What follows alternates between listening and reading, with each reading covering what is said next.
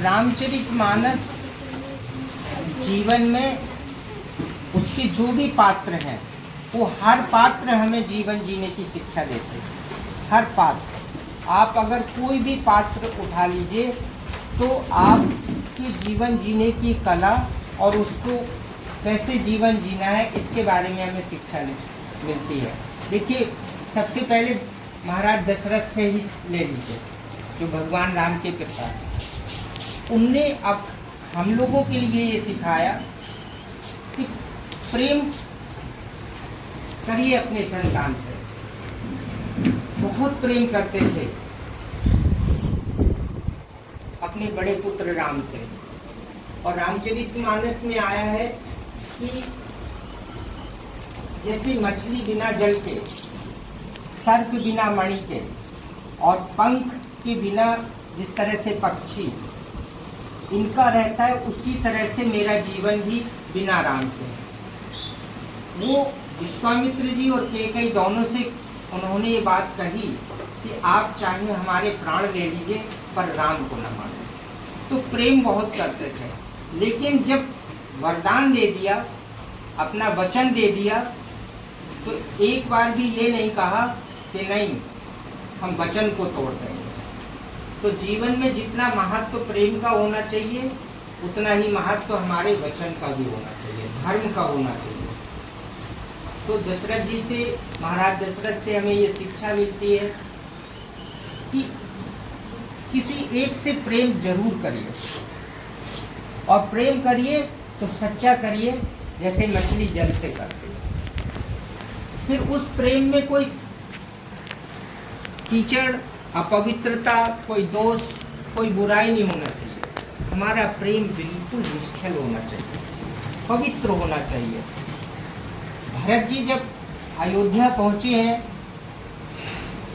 तो उनके जैसा त्याग, इतना बड़ा चक्रवर्ती सम्राट का राज्य, और उन्होंने ऐसे त्याग दिया जैसे कि कोई छोटी मोटी वस्तु हो। और त्रेता युग में राजाओं के बीच में भरत जी और राम जी ने दिखाया कि बड़ी से बड़ी चीज को इन दोनों भाइयों ने इतने बड़े राज्य को फुटबॉल की तरह बता दिया। हम लोग जो छोटी छोटी चीज़ों के लिए घर परिवार में जरा से हक और उसके लिए भाई बहन माता पिता से वो लड़ते रहते हैं, भरत जी का त्याग देख के वो कह रहे नहीं भैया ये राज्य आपको ही लेना है। वो कह रहे नहीं कुछ दिन के लिए तुम भी रख लो। वो कह रहे नहीं हम इसको रख ही नहीं सकते, आप हमारे स्वामी हैं, आपका ही हक है। यहाँ हम जरा सा अपने अधिकार के प्रति तो बहुत ही रहते, नहीं ये हमारा हक है, हमें स्कूटी भी मिलना चाहिए, हमें ऐसा होना चाहिए, हमें 4 कपड़े साल में मिलना चाहिए, ये होना चाहिए। लेकिन हमारा क्या कर्तव्य है?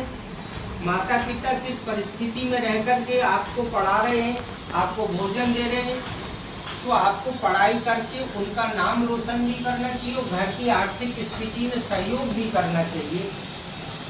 ये चीज भी आपका कर्तव्य है। तो सबसे पहले तो कर्तव्य का ध्यान रखना चाहिए, फिर हमें अपने अधिकार पर बात करना चाहिए। तो भरत जी का ये प्रेम था। जब वहाँ अयोध्या में पहुंचे तो पूरी सभा लगी, जहाँ राजा जनक जी भी बैठे थे, गुरु वशिष्ठ जी बैठे थे, भगवान राम, सब लोग बैठे।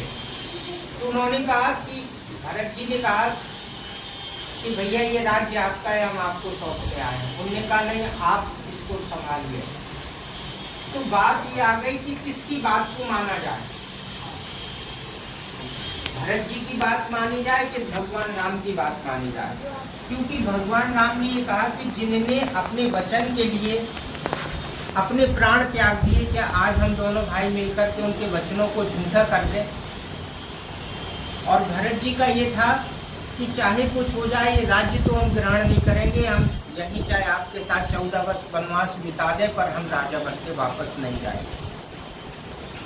एक ऐसी, उस युग में एक ऐसी पंचायत हुई जिसमें कोई कुछ लेना नहीं चाह रहा, सिर्फ देना चाह रहा। ये एक जीवन का अद्भुत उदाहरण था कि हम जीवन में देना सीखें। और महाराज जनक ने जब निर्णय दिया तो उन्होंने कहा कि जीत भरत की हुई। जो जीवन में त्याग करता है, सच्चा प्रेम करता है वही बड़ा माना जाता है। ध्यान रखिएगा कि हम लोग कुछ लेने के आशा में ये सोचते हैं कि शायद लेकर के हम बड़े हो जाएंगे, कुछ चीज़ अपने पास संग्रहित करके पैसा, धन, मकान, सामाजिक प्रतिष्ठा ये सब इकट्ठा कर लेंगे, इससे शायद हम बड़े हो जाएंगे। तो नहीं, जितना आप समाज को देंगे, जितना घर परिवार के साथ निस्वार्थ काम करेंगे, अपने भाई बहन माता पिता के लिए तन मन धन जो आपकी सामर्थ्य, जितना आप त्याग करोगे उतना ही आप ऊंचे उठोगे। महाराज जनक ने कहा कि जीत भरत की हुई,